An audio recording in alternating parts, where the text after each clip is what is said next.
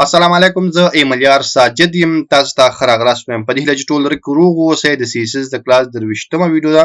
او په دې ویډیو کې به موږ تاسو دوه نوي پراپرټیز چې یو موږ ته ورډ ریپ دی او بل موږ ته ورډ بریک دی، پر دې باندې به غږیږو چې دا موږ سره دي څه او څه لپاره استعمالیږي. نو راځو لومړی موږ سره CSS ورډ ریپ پراپرټیز په دې کې چې موږ سره کومه خبره ده هغه که چېرته موږ سره داسې یو div وي لکه څنګه چې تاسو دلته ګورئ داسې موږ یو div اخیستی وي، هغه له موږ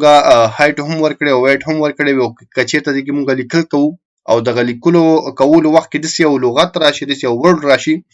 چې هغه موږ سره مکمل د دې کوم اندازه چې د موږ سره کوم پراخوالی چې د هغه څخه زیات وي، نو هغه به موږ سره داسې راځي، یعنې اوورفلو به کوي، د دې دف څخه به د باندې وځي. د دغه ستونزې د حل لپاره چې دا موږ سره اوورفلو ونه کړي او تر کوم ځای پورې چې راځي له هغه نه وروسته دا موږ سره بریک شي، لاندې راشي، نو د هغه لپاره موږ څه نه کار اخلو؟ ورډ ریپ څخه کار اخلو. کله چې موږ ورډ ریپ ولیکو نو د هغه لپاره موږ سره ویلیو یو موږ سره بریک ورډ دی. کله چې موږ بریک ورډ ولیکو نو موږ سره به دا لیکل د دې څخه مات شي او لاندې به راشي. او که چېرته نارمل ولیکو نو نارمل مثلا همغسې د مخکې لکه څنګه چې دلته تاسو ښکاري همدغسې د موږ سره اوورفلو وکړي، نو دا موږ سره ورډ ریپ شو چې د دې موږ سره کوم ویلیو د هغه بریک ورډ دی. د دې نه علاوه موږ سره یو بله ویلیو د پراپرټي د CSS چې ورډ بریک نومیږي. ورډ بریک څه کوي؟ هغه سره که چېرته موږ وګورو دغسې موږ سره یو دف موجود وي او د دف کې موږ سره څه لیکل وي. دغه لیکلو وخت کې موږ سره داسې یو لغات په دې اخره کې راځي چې هغه موږ سره دلته نه ځایږي. نو بای ډیفالت دغه CSS او یا HTML څه کوي؟ دغه لغات مکمل راخلي او لاندې لیکل. لکه دلته تاسو یوټیوب ګورئ، دا یوټیوب به مکمل لاندې لیکل کېږي. خو که چېرته موږ راشو او ورډ بریک پراپرټي استعمال کړو او دې ته ویلیو بریک آل ورکړو، دا مکمل لغت به لاندې نه ماتېږي، بلکې لکه څنګه چې اوس تاسو ته ښکاري دغسې به کومه برخه چې دلته دې ځینه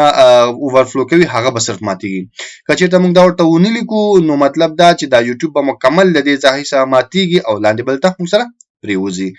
نو دې کې موږ سره دوه ویلیو راځي ورډ بریک کې، یو موږ سره بریک آل دی او بل موږ سره کیپ آل دی. کیپ آل بای ډیفالت وي، که تاسو کیپ آل ورته ولګوئ نو مطلب لغات مات کا، او که بریک آل ولګوئ نو مطلب لغات چې کوم ځای پورې لیکل شوي هغه هومره صحیح ده، خو هغه نه وروسته چې کوم یو د باندې وځي هغه هم رامات کا. نو دا موږ سره دوه پراپرټیز وو چې یو موږ سره ورډ ریپ او بل موږ سره ورډ بریک وو. ځو ایډیټر ته او ګورو چې عملاً له دې څخه موږ څنګه کار اخیستلی شو.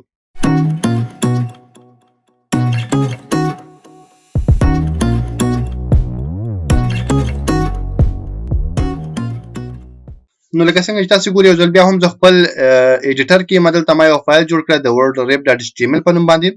او په دغه فایل کې دننه ما د HTML کوم بیسک سټرکچر چې دی هغه لیکلی. موږ سره ډاک ټایپ دی چې دا موږ ته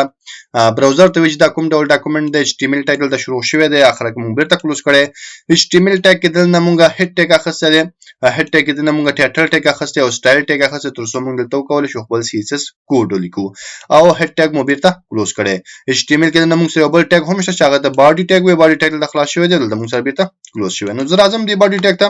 او دلته زه هر څه نه وړاندې یو دف اخلم او دغه دف ته کلاس ورکوم چې باکس 1 او یا هم div 1 ورله ورکوو، په اسانۍ سره به پرې پوه شو. زه راځم یو پاراګراف لیکم او پاراګراف لیکلو نه وروسته اوس راځو سټایل ته او سټایل کې به ورته څه کوو؟ سټایل ورکوو. نو هر څه نه وړاندې div 1 راواخله او div 1 کې چې موږ سره کوم بارډر دی بارډر ورله ورکوو، بارډر به ورله ورکوو چې 2 پکسل دی وي، سالډ دی وي او بلیک دی وي. د دې چې کوم موږ سره وایټ دی هغه د موږ سره باید 200 پکسله وي او اناف دی. کنټرول سیف ونو چې کله شو براوزر ته ریلوډ کړو نو تاسو ګورئ چې موږ سره دغسې یو باکس جوړ شو. اوس زه راځم دلته وګورئ که چېرته زه راشم دغه لغات چې دی موږ سره او یا د دې نه علاوه دلته موږ سره یو بل د لیبر چې لیکل شوی دی دا یو وي، هر یو چې وي تاسو کولی شئ په ایکسپریمنټ وکړئ. مثال زه دې ته اندازه لویوم یا دلته زه خپل یو لغات لیکم د دې تر څو اندازه زیات شي. نو زه دلته راځم او دلته لیکم چې لانګ،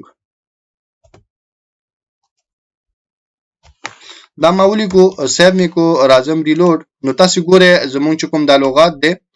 دا له دې ساحې څخه راووتو د باندې، یعنې د دف څخه اوورفلو وکړه، په دې خاطر چې دا مکمل موږ سره یو لغات دی، یعنې مکمل یو ورډ دی. اوس دغه ستونزې اکثره راتلی شي که چېرته تاسو دلته اندازه کم اخیستې وي او تاسو لیکل کوئ بعضې لغتونه داسې وي چې هغه موږ سره ډېر ځای نیسي خو چې کله دغسې حالت سره مخ کېږئ نو ستاسې دا لغات به له دې دف څخه اوورفلو کوي د دې مسلې د حل لپاره تاسو کولی شئ د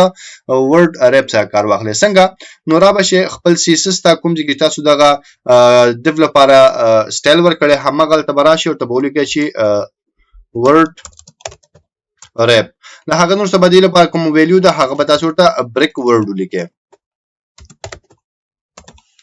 کنټرول اس سیو وکړئ را به شئ ریلوډ به کړئ نو تاسو ګورئ چې کوم لغت تاسو لیکلی تر کومه ځایه پورې چې په دغه دف کې ځایېدو راغی له هغه نور څه دا موږ سره دلته لاندې بریک شو همدا ډول دې ځای ته وګوره تر دې ځایه ځای شو هغه نور څه چې بیا پاتې شو بیا موږ سره بریک شو یعنې اوس چې هر څومره لغتونه تاسو سره په دغه دف کې پیدا کېږي او د هغه اندازه له دغه دف څخه ډېرېږي نو هغه به موږ سره بریک کېږي او لاندې به راځي اوس راځو موږ سره بل موږ سره ورډ بریک دی چې هغه بریک آل دغه ویلیو هغه څنګه کې که چېرته دلته موږ وګورو مثال دلته موږ سره انسیډنټ په نوم باندې یو لغت دی که چېرته زه دلته لږ زر اندازه ډېره کړم نو د دې دا چې کوم لغت دی دا په مکمل لاندې راځي یعنې داسې نه کېږي چې د دې کومه برخه دلته پاتې شي باقي چې کوم اضافه ده هغه لاندې راځي بلکې مکمل به دغه لغات له دې ځای نه راښکته کېږي لاندې څنګه زه راځم همدغه لغت ته یو څه ډېروم تر څو تاسې پرې پوه شئ نو زه راځم انسیډنټ پیدا کوم ورله دا یو دی موږ سره نو اخره کې زه 200 ټي نوره لګوم سیف کوم راځم ریلوډ نو تاسې ګورئ انسیډنټ چې کوم لغت هغه مکمل لاندې راښکته شو اوس د دې له خاطره چې موږ له دغه ستونزې څخه خلاص شو او موږ داسې یو کار وکړو چې دغه لغات تر کومه ځایه پورې ځایږي هغه دې بره وي له هغه چې نه ځایږي هغه دې لاندې راښکته شي نو د هغه لپاره موږ ورډ بریک څخه کار اخلو نو موږ چیک کوو راځو بیا هم CSS ته او CSS کې راځو ورته وایو چې ورډ نه وروسته راځو ورته وایو چې بریکیکا ها بریک آل به ورته اخلئ کله چې بریک آل ولیکو کنټرول سیو راشو او ریلوډ کړو نو تاسو اوس وګورئ زموږ چې کوم لغتونه دي ګوره ټول منظم شو کوم لغتونه چې مکمل نه ځایېده هغه مات شو او مکمل لاندې راښکته شول د ګورئ پخوا که چې زه راشم دا بېرته کمنټ کړم کنټرول سیو یې کړم راشم ریلوډ یې کړم نو تاسو ګورئ دلته موږ سره څومره ستونزې دي ستونزه په دې دلته وګوره موږ سره میګنا په نوم چې دا کوم لغت دی دلته نه ځایږي نو لاندې راغلی دی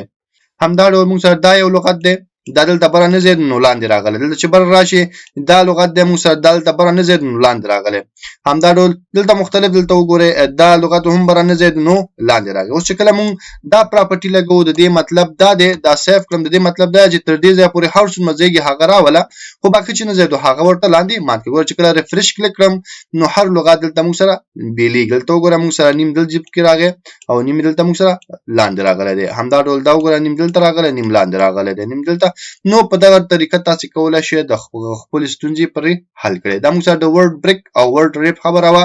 خدای دې وکړي چې په درس پوه شوي اوسئ که بیا هم څه ستونزه وي څه پوښتنه وي څه غوښتنه وي تاسو کولی شئ ما له کمنټ پرېږدئ تر بیا چې زه راځم تاسې په خدای سپارم ما په دعاګانو کې یاد ساتئ د خدای په امان